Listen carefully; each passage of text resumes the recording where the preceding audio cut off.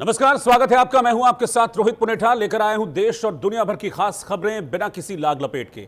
आप बस अगले 60 मिनट तक बने रहिए मेरे साथ, क्योंकि जो खबरें मैं आपको दिखाने जा रहा हूं वो खबरें हैं एकदम 16 आने सच। शुरुआत करते हैं आज की 4 बड़ी खबरों के साथ।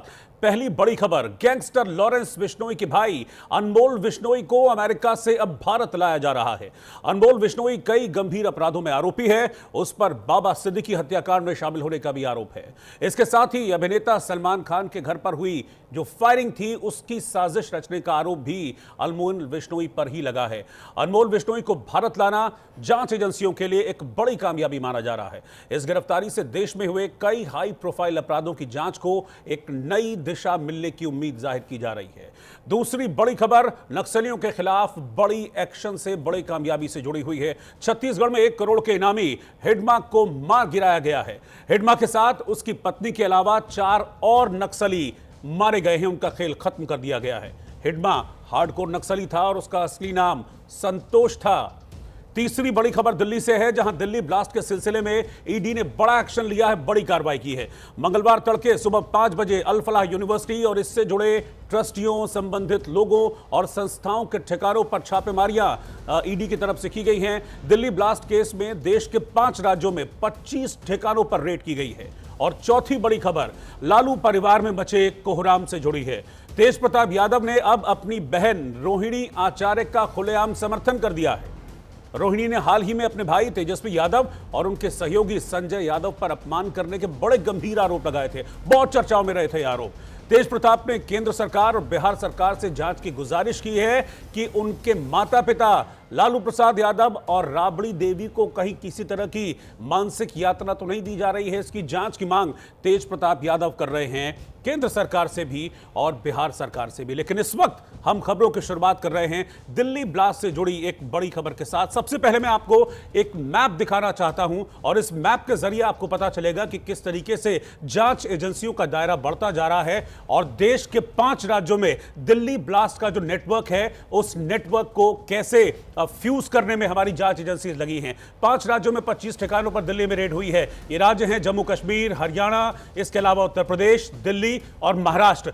ये बात अब तक इस जांच में सामने आई है कि देश के इस 5 राज्यों में आतंकियों का नेटवर्क फैला हुआ था। मैं उन आतंकियों की बात कर रहा हूं जो इस दिल्ली ब्लास्ट से जुड़े हुए हैं। तो अलग अलग जगह छापेमारी की गई। दिल्ली में छापेमारी की गई है, कश्मीर में छापेमारी की गई है, हरियाणा के फरीदाबाद में छापेमारी चल रही है, उत्तर प्रदेश के कई इलाकों में छापेमारी चल रही है। अभी एक ताजा डेवलपमेंट यूपी से आया है, वो भी मैं आपको बताऊंगा कि किस तरीके से एक्शन इस वक्त चल रहा है। लेकिन ये मैप आपको बता रहा है कि आतंकियों की जड़ें इन 5 राज्यों में किस तरीके से गहरी हो गई थी और आतंक की इन जड़ों को अब हमारी जो जांच एजेंसियां हैं, चाहे वो एनआईए हो, चाहे वो ईडी हो, चाहे वो फिर अलग अलग राज्यों की एटीएस हो, कैसे अब इन आतंकियों की जड़ों को काटने में लगे हैं। मैं आपको बता दूं कि इन 5 राज्यों में छापेमारियां हुई हैं। कुल मिलाकर 25 ठिकाने हैं जहां पर इन 5 राज्यों में छापेमारी की गई है।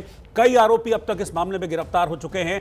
अभी लेटेस्ट दानिश नाम का एक शख्स है जिसको अरेस्ट किया गया था और उससे भी कई अहम जानकारियां लगातार सामने आ रही हैं। यह भी पता चल रहा है कि सिर्फ ब्लास्ट करना उनका मकसद नहीं था, बल्कि ब्लास्ट से पहले भी एक बड़ा धमाका करने की साजिश में थे, जिसमें दिल्ली को रॉकेट लॉन्चर से दहलाने की उनकी साजिश थी, दिल्ली को ड्रोन अटैक से दहलाने की साजिश थी।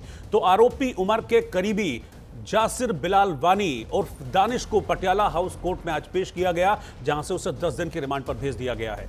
एनआईए के मुताबिक जासिर बिलाल केवल तकनीकी मदद नहीं देता था, बल्कि उमर उन नबी के साथ मिलकर पूरे हमले की योजना बनाने में उसका बड़ा हाथ था, बड़ी भूमिका थी। वो एक्टिव आतंकी की तरह इस पूरे मिशन में शामिल था।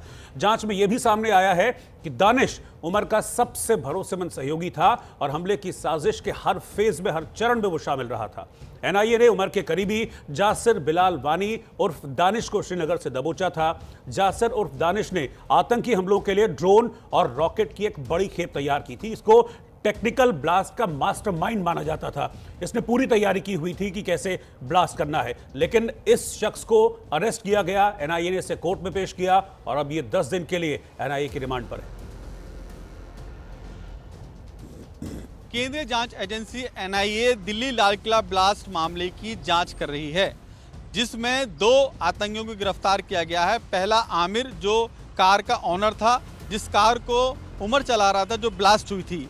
अब इसके बाद दानिश की गिरफ्तारी की गई है जम्मू कश्मीर के श्रीनगर से, जिसे आज पटियाला हाउस कोर्ट में एनआईए की विशेष अदालत में पेश किया गया, जिसके बाद उसे 10 दिन की रिमांड में वापस इसी मुख्यालय में लाया गया जहां मेरे पीछे एनआईए का मुख्यालय है।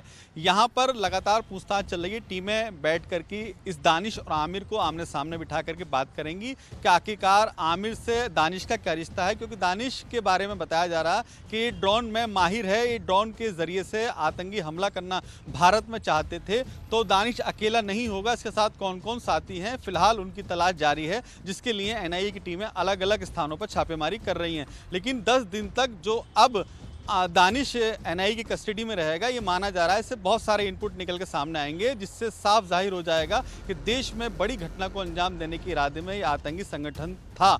किस संगठन के इशारे पे ये तमाम काम किए जा रहे थे, फिलहाल ये जांच का विषय है, जिसमें फिलहाल एनआईए की टीमें लगी हुई हैं और जांच कर रही हैं। लेकिन देखने वाली बात ये होगी कि आने वाले 10 दिन के अंदर एनआईए तमाम सबूतों को इकट्ठे करके क्या कुछ खुलासा करता है। कैमरामैन भूषण के साथ अली शरर, न्यूज़ इंडिया, दिल्ली। तो दानिश को अरेस्ट कर लिया गया है और दानिश को 10 दिन की एनआईए रिमांड पर भेज दिया गया है, क्योंकि एनआईए दानिश से जानना चाहती है कि उसका आतंकी प्लान क्या था। क्योंकि अभी तक जो उसका आतंकी प्लान सामने आया है वो बेहद डरा देने वाला और दहशत से भर देने वाला है। प्लान सिर्फ दिल्ली को दहलाने का नहीं था, प्लान सिर्फ लाल किले या उसके आसपास को दहलाने का नहीं था, बल्कि पूरी दिल्ली पर एक बड़े अटैक्स करने की प्लानिंग थी। और ये अटैक्स किए जाने थे बिल्कुल हमास के स्टाइल में, बिल्कुल हिजबुल्लाह के स्टाइल में। जैसे हिजबुल्लाह ईरान में ऑपरेट करता है और हमास जिस तरीके से फलस्तीन में ऑपरेट करता है, ठीक उसी स्टाइल में दिल्ली को दहलाने की साजिश थी। इसमें ड्रोन का इस्तेमाल होना था, इसमें रॉकेट लॉन्चर का इस्तेमाल होना था। और दानिश नाम का यह शख्स इन्हीं दोनों में, इस टेक्निकल आतंकवाद में जिसमें ड्रोन और रॉकेट लॉन्चर का इस्तेमाल किया जाना था, उसमें माहिर था। देखिए यह खास रिपोर्ट।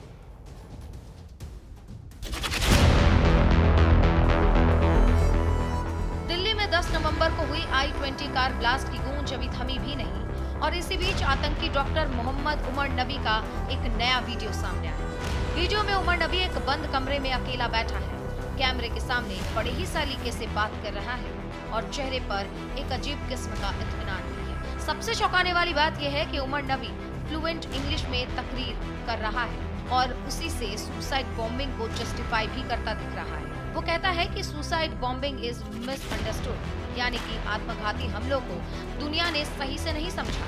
उसकी बातों में न सिर्फ जिद है, बल्कि एक खतरनाक नैरेटिव को आगे बढ़ाने की कोशिश है। वीडियो में उमर नबी फिदायीन हमलों की खुलकर वकालत करता दिख रहा है। शब्द बिल्कुल सधे हुए, चेहरे पर बिल्कुल डर नहीं, और सिर हिलाकर वो ऐसे बात कर रहा है मानो किसी मिशन की प्लानिंग बता रहा हो।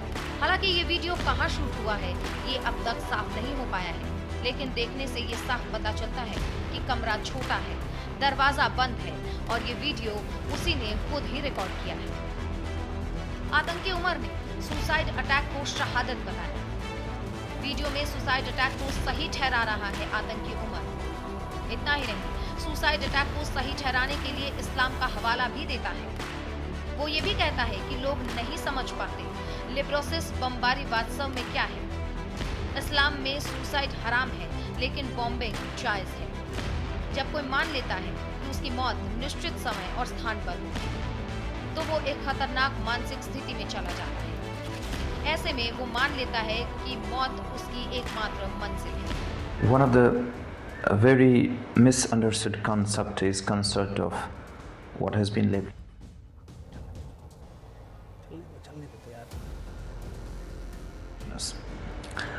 and it is being known in Islam. There are multiple contraindications. There are multiple arguments that have been brought against it. Martyrdom operations. When a person presumes that he is going for sure die at a particular place at a particular time, he goes against the presumption that a particular is going to die in a particular situation. It's not, we don't have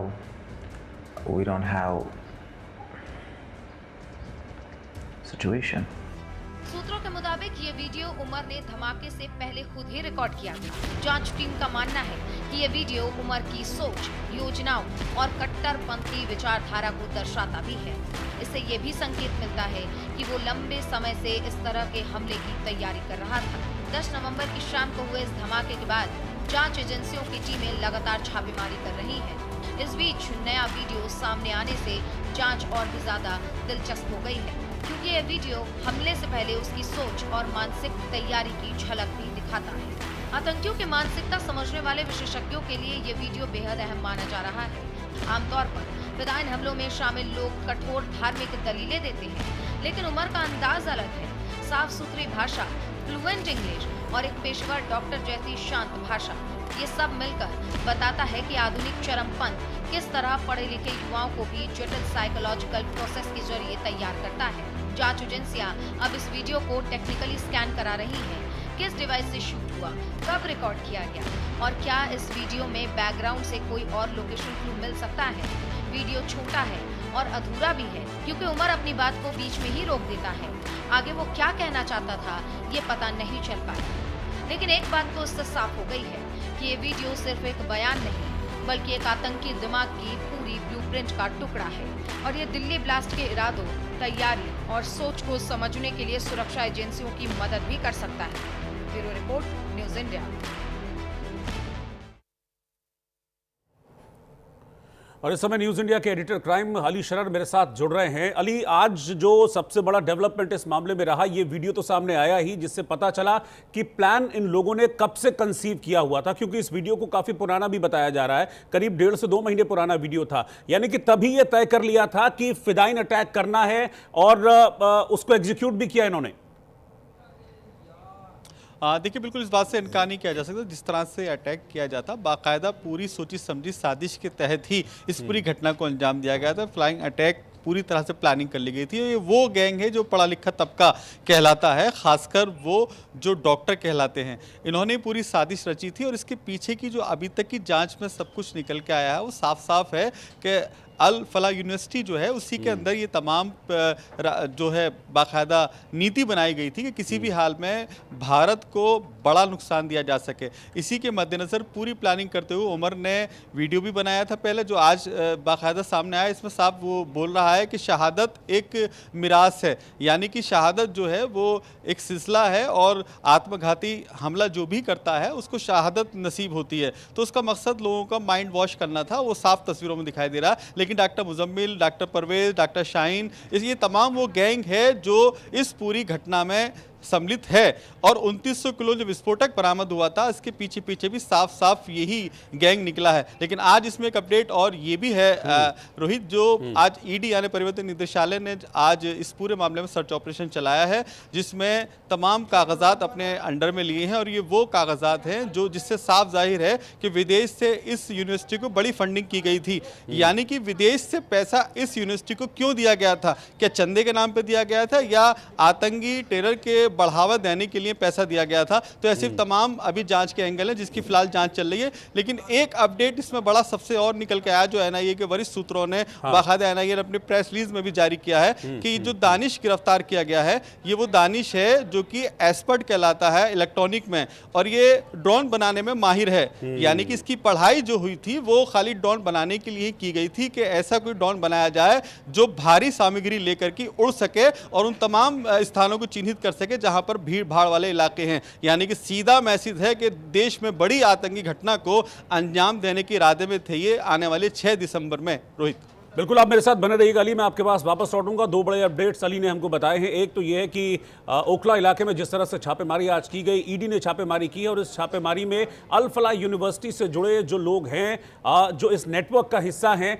उनके कई ठिकानों पर आज ओखला में छापेमारी की गई। और दूसरा, दानिश के दिमाग में क्या चल रहा था, किस तरीके से दानिश एक बड़े हमले की प्लानिंग में था, उसका भी पर्दाफाश हुआ है। मैं आपको आपके पास आगे वापस लौटूंगा, लेकिन इससे पहले मैं एक रिपोर्ट दिखाता हूं जामिया में किस तरीके से आज ईडी की टीम पहुंची थी, छापेमारी की थी मनी लॉन्ड्रिंग के मामले में दिल्ली के ओखला स्थित अल फलाह ट्रस्ट और फरीदाबाद की अल फलाह यूनिवर्सिटी में लगातार कार्रवाई जारी है। इनसे जुड़े 25 ठिकानों पर छापेमारी भी हुई है। यह कार्रवाई मनी लॉन्ड्रिंग से जुड़े एक मामले के तहत की गई। जांच एजेंसियों को संदेह है कि यूनिवर्सिटी और इससे जुड़े जो मालिक हैं और जो मैनेजमेंट है, उन्होंने बड़े पैमाने पर वित्तीय गड़बड़ियां की थी और इसी वजह से उनके ठिकानों पर दस्तावेज और डिजिटल सबूतों की तलाश करने के लिए ईडी की टीम वहां पर पहुंची थी।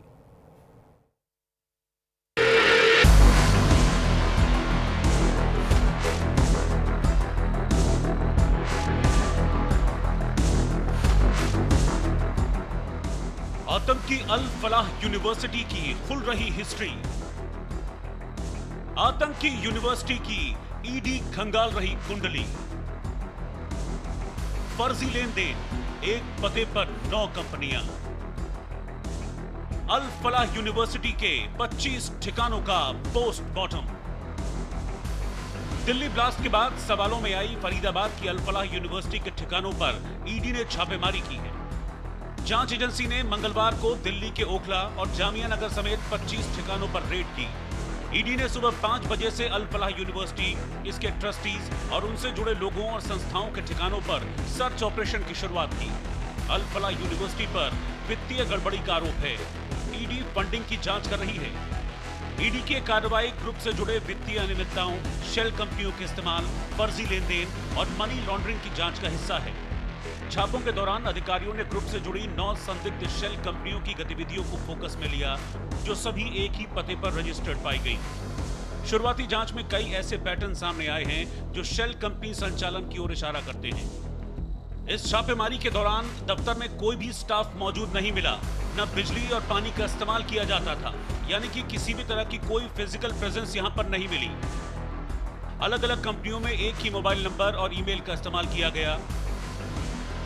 ईपीएफओ, ईएसआईसी में कोई रिकॉर्ड नहीं पाया गया, जबकि कागजों में बड़ा कारोबार दिखाया गया था। केवाईसी रिकॉर्ड भी बेहद कमजोर पाया गया। बैंक खातों से नाम मात्र का वेतन भुगतान किया गया। एचआर रिकॉर्ड लगभग नदारद थे। कंपनियों के गठन की एक जैसी टाइमलाइन और कॉमन कॉन्टैक्ट डिटेल्स पाई गई। जांच एजेंसियों का मानना है कि ये सारे संकेत बताते हैं कि इन कंपनियों का असल मकसद संदिग्ध लेन देन को छिपाना था। दिल्ली लाल किला ब्लास्ट मामले से जुड़ी हुई सीधी सीधी कड़ियां अल्फा यूनिवर्सिटी की निकलकर सामने आ रही हैं। आज सुबह से 25 लोकेशन पर ईडी की छापेमारी जारी है और उन तमाम कागजात को खंगाला जा रहा है, जिससे साबित हो सके कि बड़ी फंडिंग जो हुई है विदेश से, वो इस यूनिवर्सिटी को क्यों हुई है। क्योंकि जो यूनिवर्सिटी के संस्थापक हैं, सभी जो भी डॉक्यूमेंट्स खंगाले गए हैं, उसके आधार पर बड़े पैमाने पर मनी लॉन्ड्रिंग पाई जा रही है। मनी लॉन्ड्रिंग के एंगल से ही अब ईडी ने इस पूरे मामले को हैंड ओवर लेते हुए आज सुबह 25 लोकेशन पर छापेमारी जारी है और ये माना जा रहा है बहुत सारे ऐसे महत्वपूर्ण सबूत हैं जो ईडी का हाथ लगे हैं, जिसको फिलहाल जब्त किया गया है। और ये लोकेशन अभी भी वहाँ पर छापेमारी जारी है अल फलाह यूनिवर्सिटी के अंदर, लेकिन इसके साथ साथ अलग अलग स्थानों पर भी छापेमारी की जा रही है, जहाँ से महत्वपूर्ण सबूत इकट्ठे ईडी ने किए हैं। इसके साथ ही एजेंसियों ने यूजीसी और एनएएसी मान्यता को लेकर ग्रुप के जरिए किए गए दावों में भी प्राथमिक स्तर पर गड़बड़ियां पाई। अधिकारियों का कहना है कि आगे आने वाली जानकारियों के आधार पर जरूरी एक्शन लिए जाएंगे। Al Falah University is a fraud. I don't think we should call it a university. Look at the track record of the owner, and at the just backyard of Delhi, so near to Delhi, you have established a madrasa turned university. What is this? And how is this university running without NAC accreditation, without UGC approval, running the courses, without Indian Medical Council's approval? White terror module को लेकर अल फलाह university जांच के केंद्र में है। इससे पहले Delhi police ने जालसाजी और धोखाधड़ी के लिए यूनिवर्सिटी के खिलाफ दर्ज 2 मामलों के संबंध में अल फलाह यूनिवर्सिटी के अध्यक्ष को 2 समन जारी किए थे। माना जा रहा है कि विस्फोट से जुड़े कई संदिग्धों का यूनिवर्सिटी से संबंध रहा है। How this man was running and who all accorded approval to him, I think, and who is financing this university? Many shell companies, I'm told, are working with this university. So I think the investigation should go into all these aspects, looking the funding part, looking their role in promoting terrorism, and that too at the backyard of such a dangerous situation, so near to Delhi, the capital of the country. Delhi blast case की जांच जैसे जैसे आगे बढ़ रही है, वैसे वैसे अल फलाह यूनिवर्सिटी का मामला गर्माता जा रहा है। जांच एजेंसियों को शक है कि यूनिवर्सिटी के विस्तार में बड़े पैमाने पर नियमों की अनदेखी की गई। इसी वजह से यूनिवर्सिटी पर शिकंजा कसना शुरू कर दिया गया है। जिस तरह अल फलाह यूनिवर्सिटी के खिलाफ जांच चल रही है, यूनिवर्सिटी का एक एक पन्ना पलटा जा रहा है। उससे एक बात तो साफ है कि आने वाले दिनों में अल फलाह यूनिवर्सिटी के और बुरे दिन आने वाले हैं। Bureau report, news India. और सीधा अपने क्राइम एडिटर के पास चलते हैं। अली शरर मेरे साथ लगातार बने हुए। अली, बहुत सारी चीज़ें हैं और अभी हमने सुना जो जम्मू कश्मीर के एक्स डीजीपी हैं एसपी वैद, उन्होंने भी इस बात को लेकर सवाल खड़े किए और उन्होंने कहा कि अल फलाह यूनिवर्सिटी इज़ इक्विवेलेंट टू मदरसा। एक मदरसे से यूनिवर्सिटी में इसको बदल दिया गया। अंदर बहुत सारी कॉम्प्लिकेटेड चीज़ें चल रही थी। अब यही सब तलाशने के लिए ईडी की टीम वहां पर पहुंची है, क्योंकि बहुत सारी वित्तीय गड़बड़ियां और वित्तीय अनियमितताएं भी सामने आई हैं इस यूनिवर्सिटी के संचालन में।